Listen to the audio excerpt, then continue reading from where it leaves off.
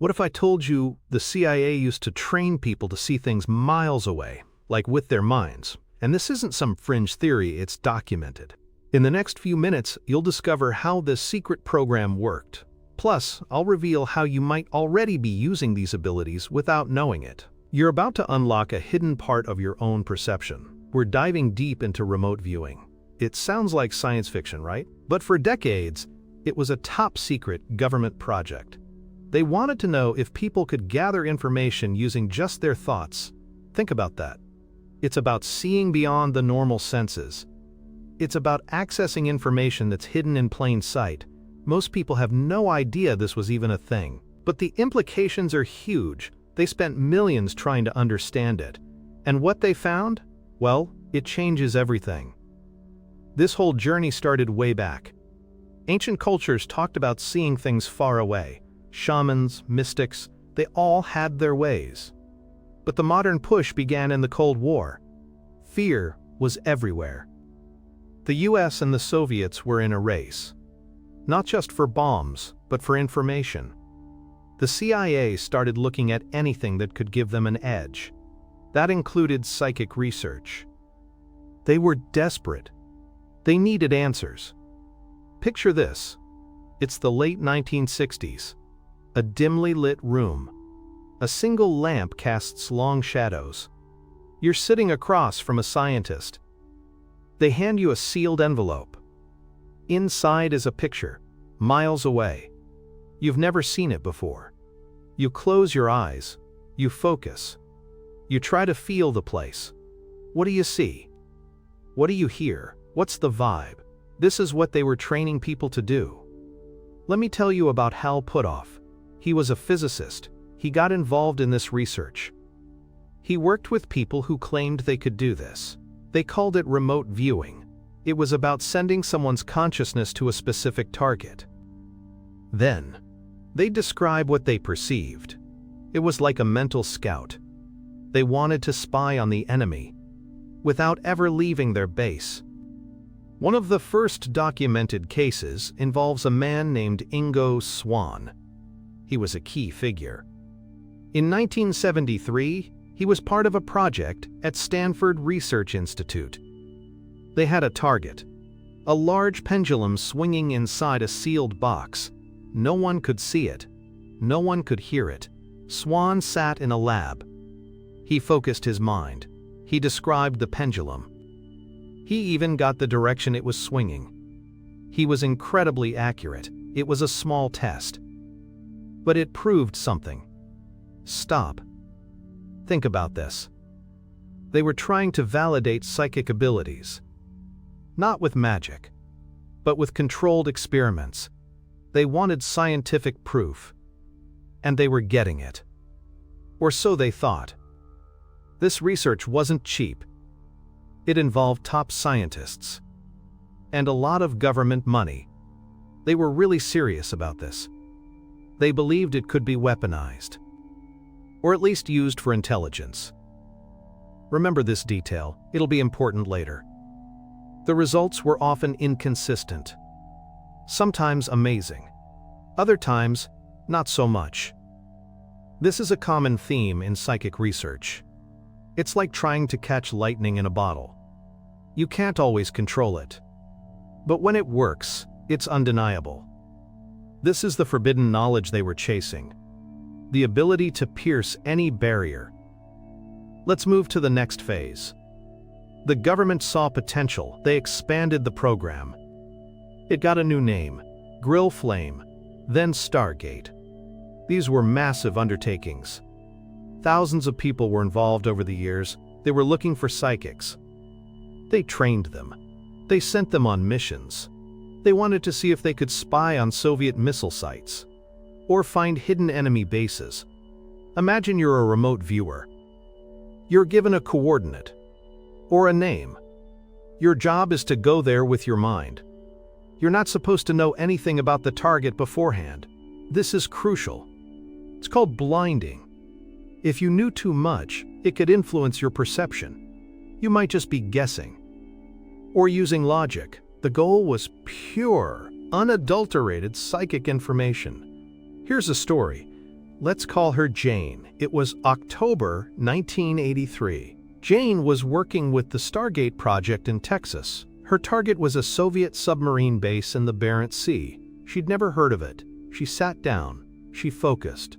She started describing strange, large metal structures. She saw them submerged. She described a unique sonar signature.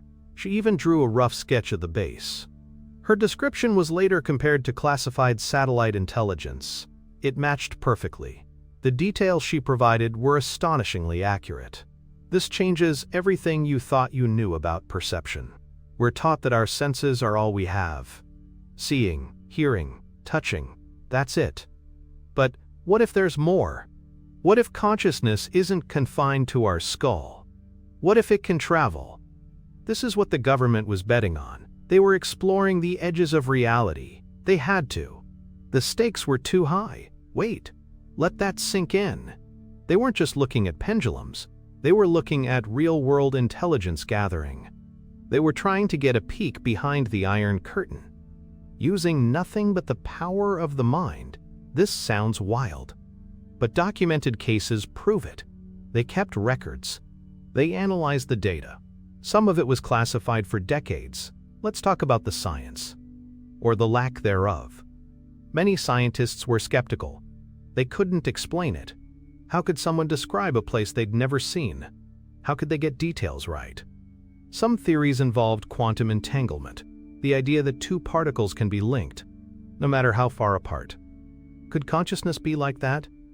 Entangled with a target? It's a mind-bending concept. Remember this detail, it'll be important later. The program was eventually shut down. Officially, it was because it wasn't reliable enough. But many believe that's not the whole story. They don't want you to know this because it's too powerful. Imagine a world where anyone could access information, where secrets couldn't be kept. That's a threat to established power structures. Here's another case. Let's call him Bob. It was 1985. Bob was tasked with viewing a specific location in Afghanistan. The target was a Soviet command bunker. He described a unique building structure. He mentioned a hidden entrance. He even noted the presence of specific anti-aircraft weapons. His report was later confirmed by reconnaissance flights. The details Bob provided were astonishingly precise. They even included the type of camouflage used. Have you ever had a gut feeling, a strong intuition about something? That's your subconscious mind at work. Remote viewing is like consciously directing that intuition. It's about honing that inner signal. Most people have no idea they possess this ability. They dismiss it as coincidence or imagination. But what if it's real? What if you're already doing it? This is where it gets really interesting. The CIA's own internal reports acknowledged the successes. They couldn't deny the accuracy in many cases. One report from 1986 stated that remote viewing had provided accurate information about specific foreign sites. It mentioned details like building layouts and troop movements. It was treated as a legitimate intelligence tool. Stop. Think about this again. This wasn't some fringe group. This was the US government. They poured millions into this. They believed in it. They used it. And then, they shut it down. Why? What really happened? The official story just doesn't add up. It's like they found something they couldn't control. Or something that was too dangerous to reveal. Let's connect this to you.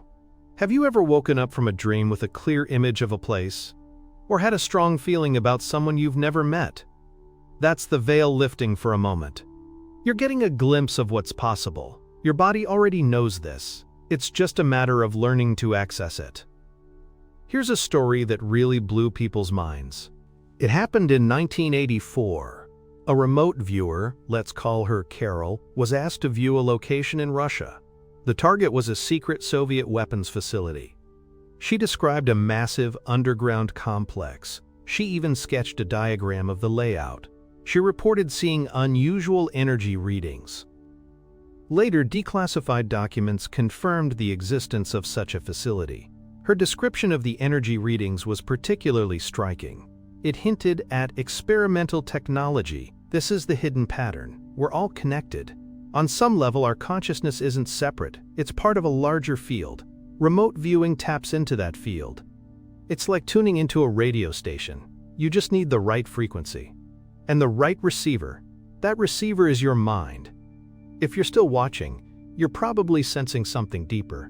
You're realizing that the world isn't as simple as it seems. This information was meant to stay hidden. But now, the veil is lifting. You're starting to see the bigger picture. And once you see it, you can't unsee it. So what's the big secret? The truth they don't want you to know is that consciousness is not a product of the brain. It's the other way around. The brain is a receiver for consciousness.